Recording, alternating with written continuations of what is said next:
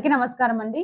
ఈరోజు అన్న నందమూరి తారక రామారావు గారి 103వ జయంతి సందర్భంగా ఈరోజు ఘన నివాళులు అర్పించుకుంటూ, ముఖ్యంగా అన్న నందమూరి తారక రామారావు గారి జయంతి అంటేనే మాకు పసుపు సైనికులందరికీ కూడా ఒక గొప్ప వేడుక, ఒక గొప్ప పండుగలాగా జరుపుకునేటువంటి మహనాడు కార్యక్రమాన్ని ఎంతో సంతోషంగా జరుపుకునేటువంటి తెలుగుదేశం కార్యకర్తలు, తెలుగుదేశం కుటుంబ సభ్యులందరూ కూడా ఈరోజు దేశంలో నెలకొన్నటువంటి ఫ్యూయల్ సమస్యను ప్రతి ఒక్కరు కూడా అర్థం చేసుకొని, ఏ కాన్స్టిట్యున్సీ వాళ్ళు ఆ కాన్స్టిట్యున్సీ వరకే ఈరోజు ఈ పండుగను జరుపుకోవడం జరుగుతుంది.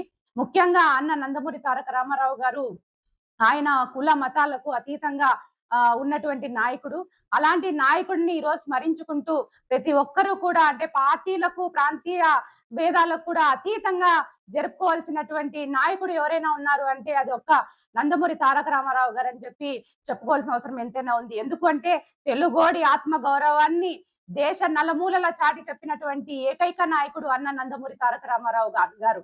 అంతేకాకోకుండా అధికారం అంటే అనుభవించడం కాదు, ప్రజలకు సేవ చేయడం అని చేసి నిరూపించుకున్నటువంటి ఏకైక నాయకుడు అన్న నందమూరి తారక రామారావు గారు. అంతేకాకుండా ₹2 కిలో బియ్యాన్ని ప్రవేశపెట్టినటువంటి ఏకైక నాయకుడు, అంతేకాకుండా ఆస్తిలో సమాన హక్కును మహిళలకు కల్పించినటువంటి నాయకుడు కూడా అన్న నందమూరి తారక రామారావు గారే. అయితే అదే బాటలో పార్టీని గాని, సైన్యాన్ని గాని ఈరోజు ముందుకు నడిపిస్తున్నటువంటి నాయకుడు ఎవరైనా ఉన్నారు అంటే అది చంద్రబాబు నాయుడు గారు.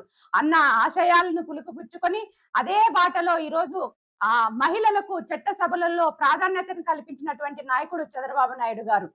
ఈరోజు కార్యకర్తల గుండెల్లో తెలుగుదేశం పార్టీ అన్నా, పసుపు జెండా అన్నా కూడా మా రక్తాన్ని ఉర్రూతలించే విధంగా ఆ రోజు అన్న నందమూరి తారక రామారావు గారు ఏ టైంలో ఈ పార్టీని స్థాపించారో లేదో తెలియదు కానీ ఈ రోజు ఈ పార్టీలో మేమందరం కూడా ఉన్నందుకు చాలా గర్వపడుతున్నాం. అదే విధంగా తాతగారి లక్షణాలను పులుకుపించుకొని తండ్రి గారి ఆశయాలతో ముందుకు వెళ్తున్నటువంటి యువనేత, యువగల రథసారథి, యువ నాయకులు, యువ కిషోరం మా అన్న నారా లోకేష్ అన్న గారు ఈ రోజు 33% రిజర్వేషన్ ని మహిళలకు అది చట్టసభల్లో ఆమోదం అయినప్పటికీ కాకపోయినప్పటికీ మహిళలకు ప్రాధాన్యత కల్పిస్తూ ఈ రోజు మహానాడులో కూడా స్త్రీ శక్తిని ముందుకు తీసుకుని వచ్చి 33% రిజర్వేషన్ ను మాకు కల్పిస్తున్నటువంటి అన్న లోకేష్ అన్న గారికి కూడా మా మహిళలందరి తరపున హృదయపూర్వక కృతజ్ఞతలు, ధన్యవాదాలు తెలియజేసుకుంటూ నమస్కారాలు.